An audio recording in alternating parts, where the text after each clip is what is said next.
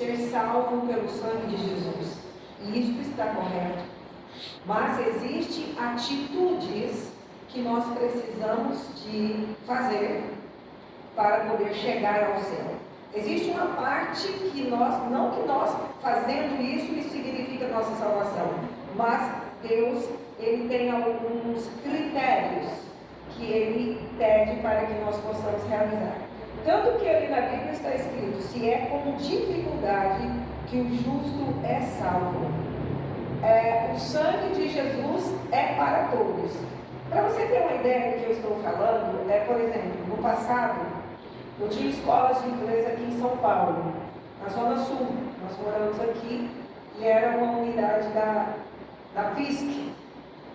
E eu levei vários alunos, junto com as escolas adventistas também.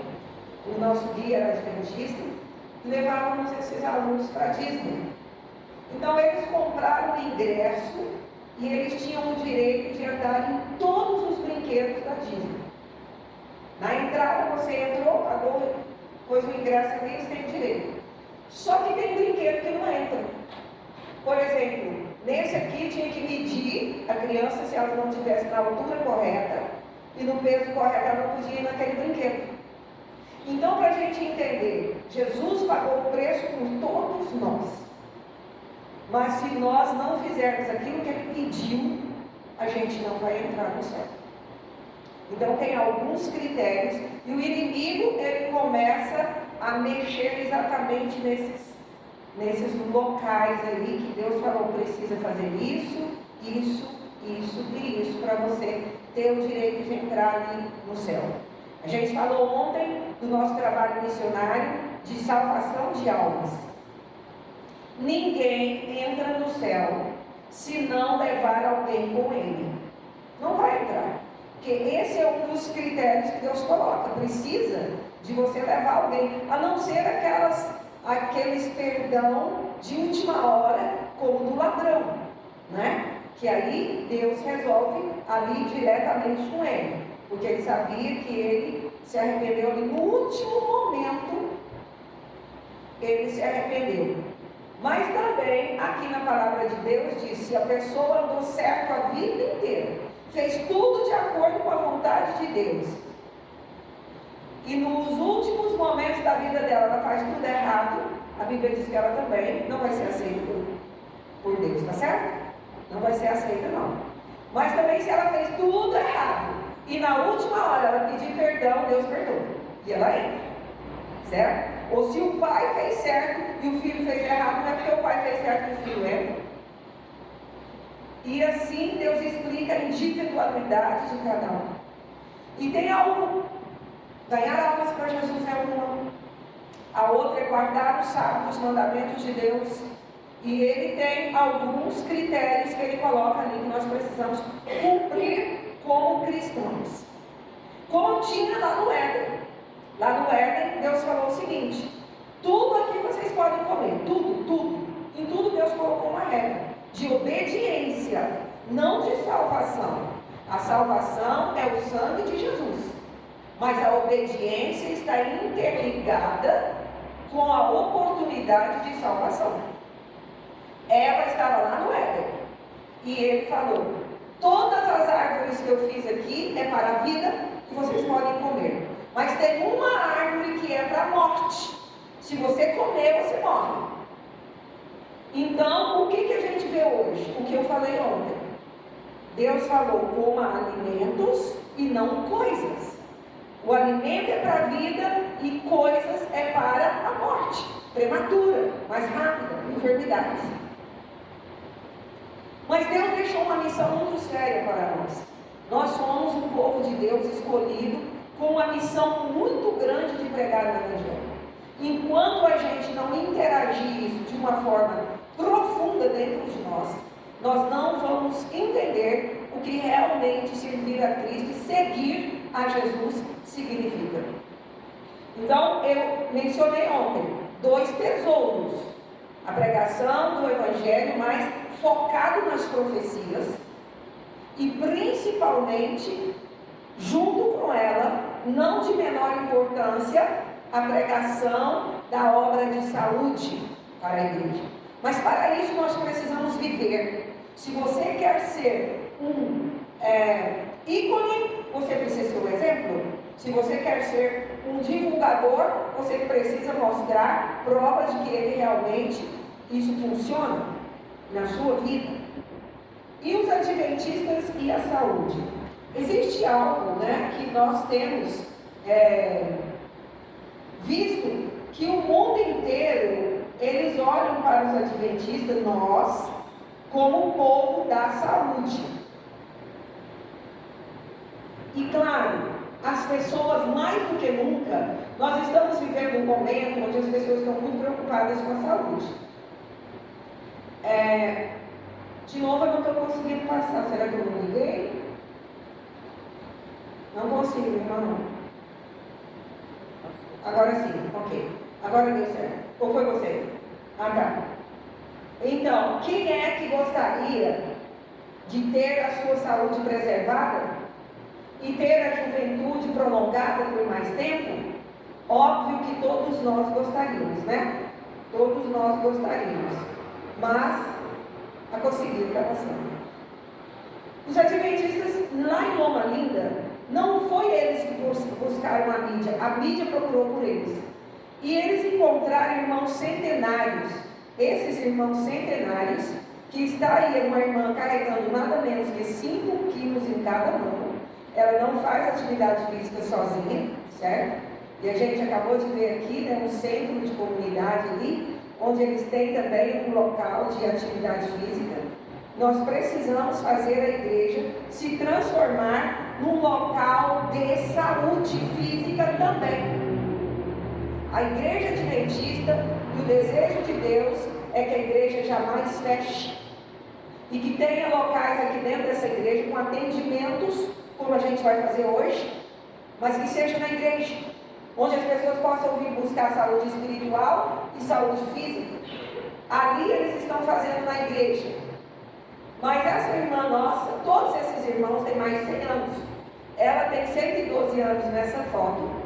Ela está usando e dirigindo um carro tão conservado quanto ela.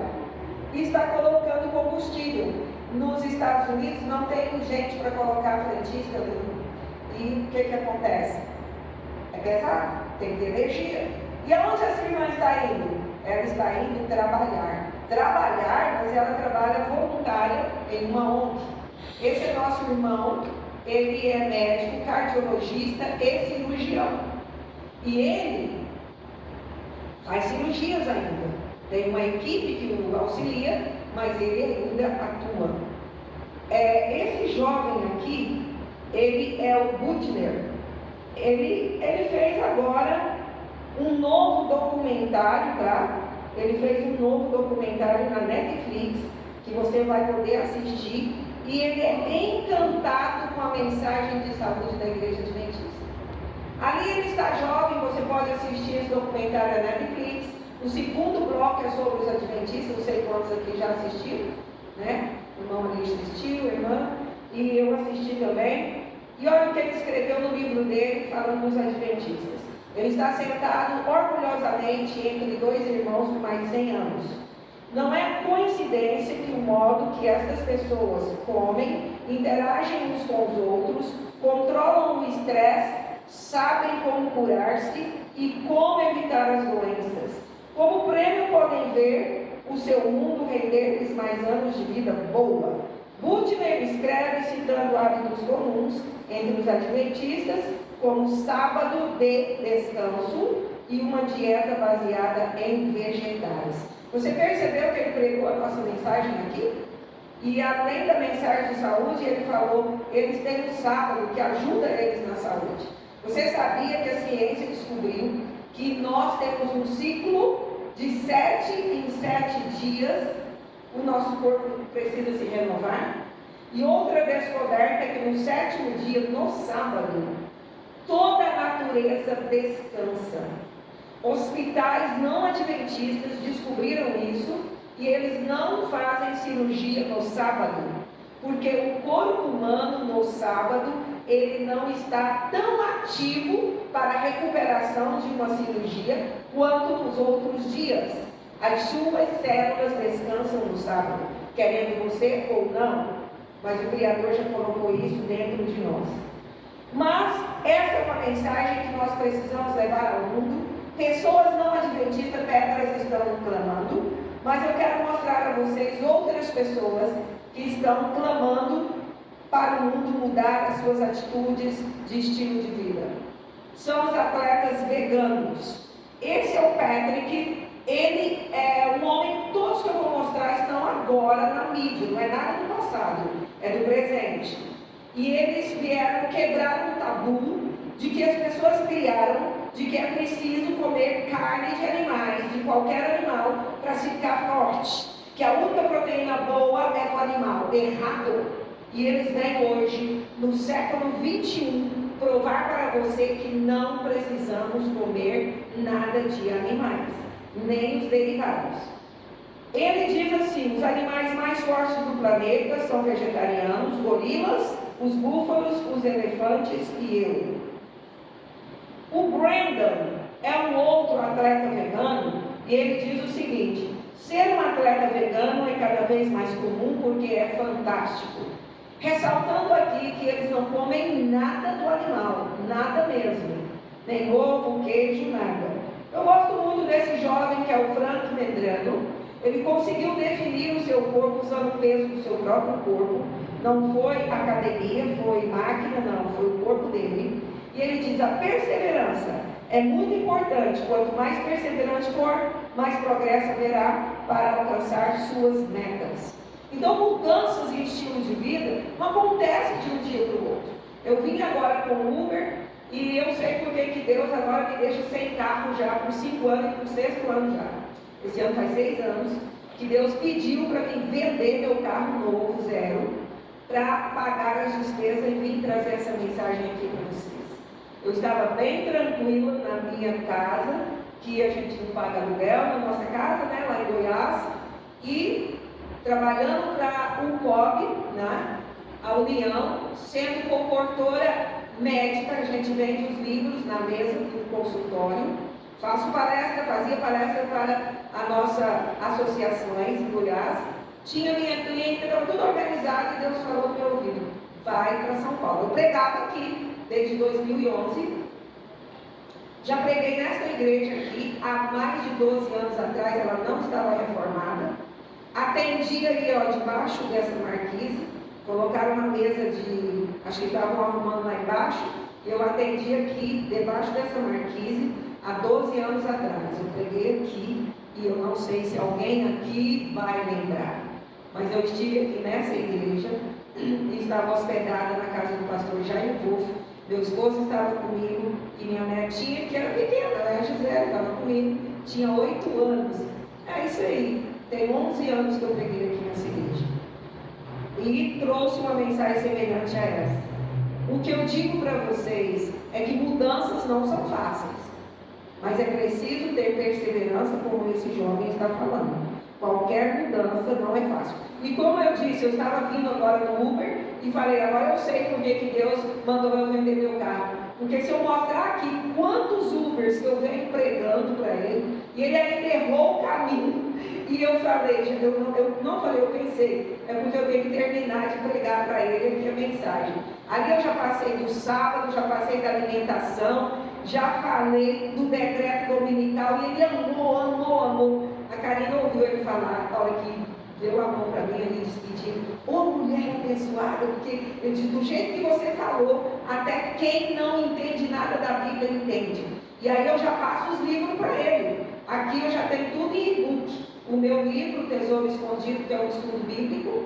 Eu falei: eu fui no Vaticano comprovar que o domingo não é. E eles entendem na hora. E uma das nossas missões, que não é só uma, é falar para essas pessoas: sai da Babilônia, povo meu. E eu falo isso para eles. E ele é evangélico, da Deus e amor. E eu falei para ele: essa é a mensagem hoje. Deus não falou: sai da Babilônia. Você está guardando o domingo, do domingo não é o que Deus pediu. Ele falou: nossa, bem compreendido. Ele entendeu tudo como eu expliquei. Precisamos abrir a boca e falar com as pessoas. Mas tem mais um aqui, que é o David Scott. O que eu estou dizendo para vocês? Que não é que eu sou perfeita. Eu estou procurando fazer a vontade de Deus cada dia da minha vida.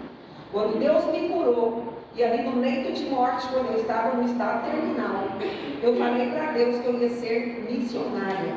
E tudo que eu faço na minha vida tem que ser voltado para o trabalho missionário. E o único terror que eu tenho, o único medo que eu tenho é de perder o céu. E você não pode ter medo de mais nada. Mas você, cada vez que se envolver mais com as obras de Deus, você vai começar a ver anjos ao seu redor. Você vai começar a sentir a mão de Deus dirigindo a sua vida mais forte do que você tem sentido até aqui. Então, não deixe de experimentar uma experiência mais profunda com Deus. Mas para isso, Ele nos chama para uma mudança real, uma mudança espiritual, física e de estilo de vida.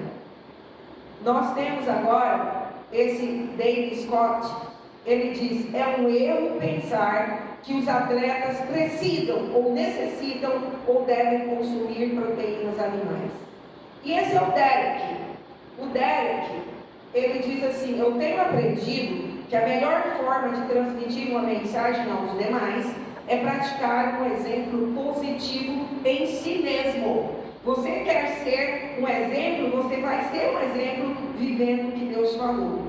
Agora, esse é o Sérgio Agüero, todo mundo conhece, né? Jogador da Argentina, e ele diz: tive que mudar muitas coisas, começando por minha comida, necessitava de uma forma mais saudável de vida. Eu mostrei muitos homens, quero mostrar uma mulher vegana, ela é uma vegan runners, corredora vegana, e ela diz: quando tudo mais é igual, a nutrição pode fazer a diferença entre ganhar e perder.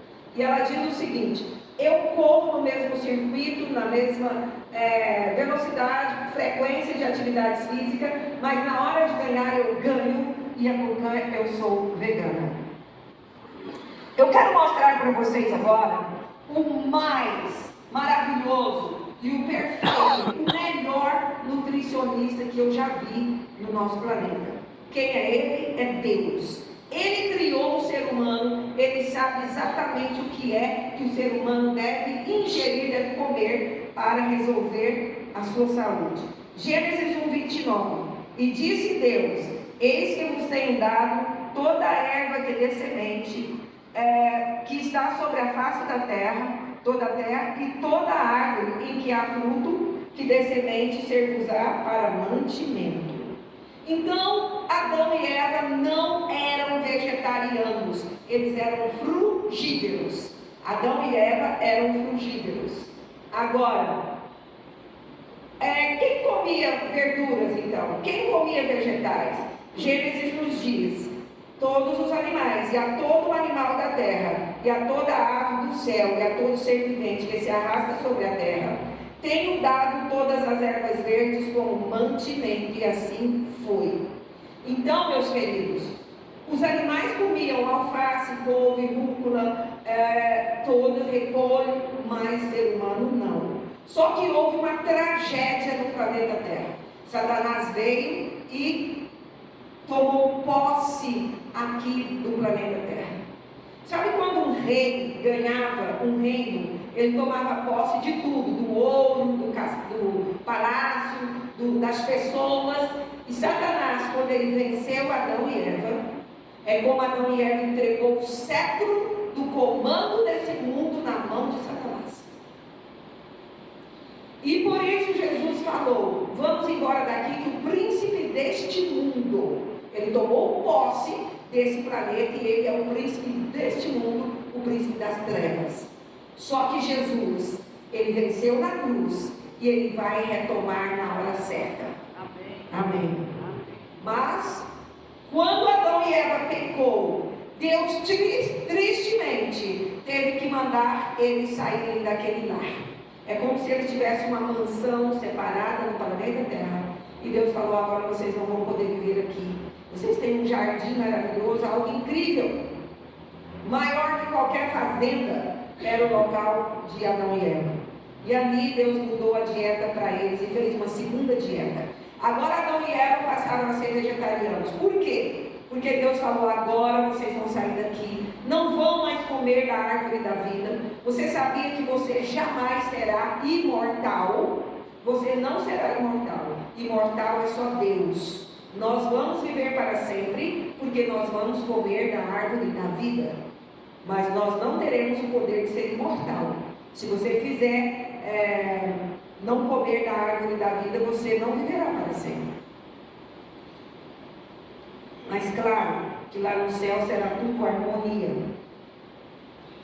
Gênesis 3,18 diz: ela, a terra, também produzirá cardos e abrolhos, e tu comerás a erva do campo. Isso porque Deus era ruim?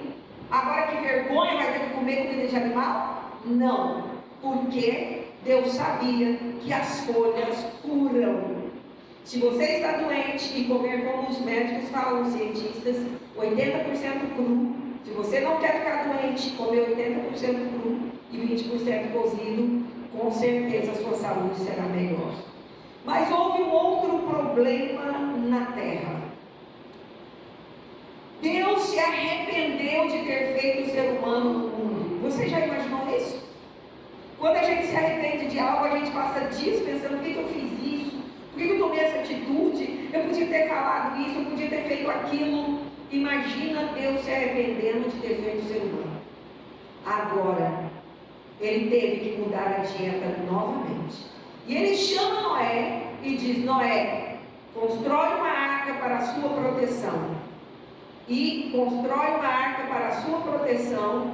E agora você vai mandar entrar ali, que Deus mesmo mandou entrar, 7 animais limpos e 2 pares de imundo. 7 pares de animais limpos, 2 pares de imundos. Por quê? Porque ele diz: pela primeira vez na face da terra, Deus permitiu que o ser humano comesse carne.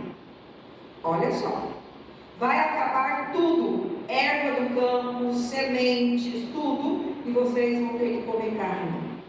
E isso é a dieta onívora. Mas para essa dieta onívora, foi com tristeza que Deus passou, e ali está: ela, a terra, também produzirá cardos e abrolhos, e tu comerás a erva do campo. Por causa do pecado, Deus falou para eles comerem a erva do campo. E por causa do pecado, Deus falou para eles ali no final, que era para comer também carne. Tudo quanto se move, que é vivente, será para vosso mantimento. Tudo vos tenho dado como a erva. Do jeito que eu dei a erva por causa do pecado, agora eu estou dando a carne por causa do pecado. Mas era para sempre? Não. Era por um tempo provisório. E por que Deus mandou eles comer a carne? Primeiro, foi algo... Gênesis 9,3 diz: qual tipo de carne? Só de animal limpo. Por quê? Para diminuir os anos de vida do homem sobre a terra. Aí Deus falou: não, eu vou mudar o DNA do ser humano. Deus mexeu nas suas características das suas células. E olha só, Deus mexeu de tal forma. Em Gênesis 6,3 diz: então disse o Senhor: por causa da perversidade do homem, meu espírito não contenderá com ele para sempre, e ele só viverá 120 anos. Olha só, agora veja bem, vamos fazer aqui as mudanças que aconteceram, vamos entender isso. Na dieta frugívora, que era frutas e sementes, a gente podia viver eternamente. Lá no Éden, quando passou para a dieta vegetariana, a média de vida era 900 anos. Você já pensou você viver 900 anos? Quando eu falo que tenho bisnetos, já é uma bênção. Poucas pessoas veem tataranetos, mas imagina, não dá nem para explicar como seria os outros né? Na frente de netos lá que vão vir, mas o Adão pôde ver isso. A dieta de carne, que a gente chama de carnívora e é onívora, levou as pessoas a viver 120 anos, porque Deus mexeu no DNA. Nos dias atuais, só uma pessoa em cada 500 consegue chegar até os 70 anos.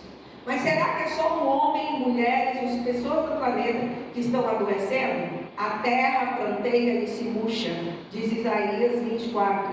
Olha o que aconteceu na cidade de Coupe.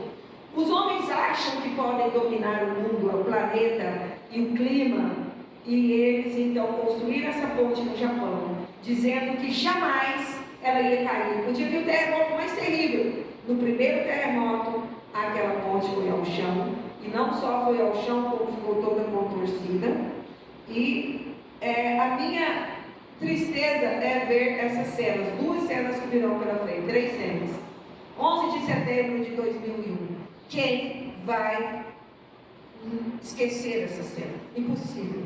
O sangue virou pó, como Sofonias declarou na palavra de Deus aqui na Bíblia. Mas essa cena aqui é impressionante. As pessoas com roupa de passeio, andando pela praia, são surpreendidas por ondas de mais de 30 metros. Ali em 2004, aquele grande tsunami pegou essas pessoas de surpresa. Se você não sabe o que é um tsunami, assiste o filme O Impossível e você vai ver a história real de uma família que passou por isso. Por que está acontecendo isso? Juízos de Deus com misericórdia. A hora que vier o juízo de Deus sem misericórdia, que os anjos soltarem os ventos, que o Espírito Santo partir desta terra para não mais voltar, aí as coisas vão ser piores. Almas desprevenidas, sem ter tempo de se arrepender. Essa tragédia no Japão foi muito triste. Lá no fundo você vê árvores. É uma cidade. As pessoas estacionaram o carro achando que era um dia comum, surpreendidos pelas ondas. O que você sentiria nesse lugar? Olha só, em poucos segundos virou nada. Agora existe uma missão que nós precisamos cumprir. Nós temos que fazer muito para conseguir entrar no céu. Vi outro anjo voando pelo meio do céu, tendo o evangelho eterno para pregar aos que se assentam sobre a terra e a cada nação e tribo e língua e povo, dizendo em grande voz, agora não vai ficar calado: temei a Deus e dai-lhe glória, pois é chegado a hora do seu juízo, e adorai aquele que fez os céus e a terra, e o mar e as fontes das águas. Eu quero perguntar a você, quem é esse anjo? Esse anjo é você, servo do Senhor, chamado por Ele para fazer uma grande obra. Mas aqui está dizendo que devemos glorificar a Deus e adorar. Qual é a diferença? Você sabe que Deus está pedindo 2 atitudes diferenciadas. Ele quer glorificação e que você possa adorar. O que é a diferença? Já parou para pensar? Vamos entender isso? O que significa consagração para você? É quando você para ler a Bíblia, estudar a palavra ou orar? O que significa consagração para você? É esse momento em que você está em lazer, talvez até num acampamento com a igreja, fazendo atividade física ou descansando. Este momento precisa e deve ser consagrado. E quando você está namorando com a sua esposa, com o seu esposo, noivo, noiva, namorado, namorada, esse momento deve ser consagrado a Deus. E quando você está se alimentando, também deve ser consagrado esse momento a Deus. Bom, vamos deixar a Bíblia começar a responder. Salmos 29:9 nos diz novamente dessa atitude que temos que ter. Tributai ao Senhor a glória devida ao seu nome, adorai o Senhor na beleza da sua santidade. Então é uma ordem de Deus para adorar e glorificar. Mais uma pergunta e a Bíblia vai responder todas. Deus é Espírito?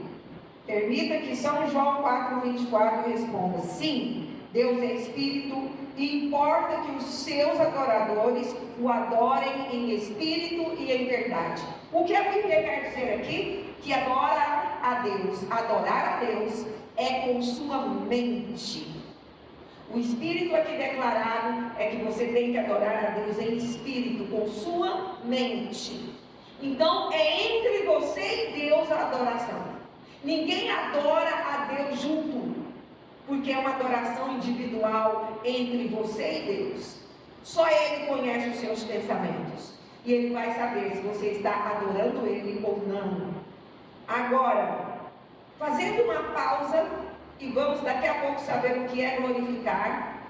Romanos 12:2, eu vejo esse irmão que escreveu aqui. clamando a você, quase que chorando, para que você compreenda isto. Rogo-vos, pois, irmãos, pelas misericórdias de Deus, que apresenteis o vosso corpo por sacrifício vivo, santo e agradável a Deus, que é o vosso culto racional. E não vos conformeis com este século, mas transformai-vos pela renovação da vossa mente, para que experimenteis qual seja a boa, agradável e perfeita vontade de Deus. Agora, analisando esse verso, você já parou para pensar o que é apresentar o seu corpo e como um sacrifício vivo a Deus? O que é esse sacrifício vivo? E o mais interessante é que Deus aceita esse sacrifício como um culto racional e santo dedicado a Ele. Mas também a gente pode ver nesses dois versos que em cima corpo e embaixo mente estão totalmente interligados para adorar e glorificar. 1 Coríntios 10:31 responde se nós temos que viver todos os momentos da nossa vida em consagração.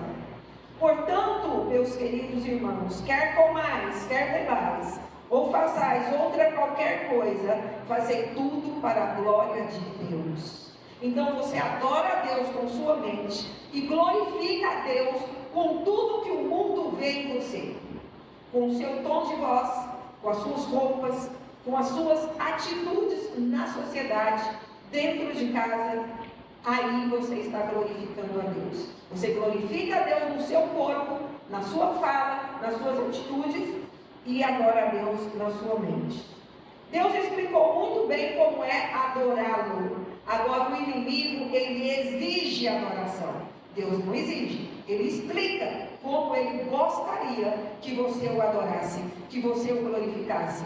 Mas o inimigo, ele exige a adoração. Isaías 14, 12, 14 nos fala claramente como é essa adoração. Vamos ver comigo? Bom, antes eu quero te mostrar aqui. Para adorar a Deus, vai implicar em temer a Deus, obedecer, purificar e ter lealdade a Deus. É interessante que se você tiver lealdade a Deus, você vai conseguir fazer os outros 3 itens de forma mais tranquila.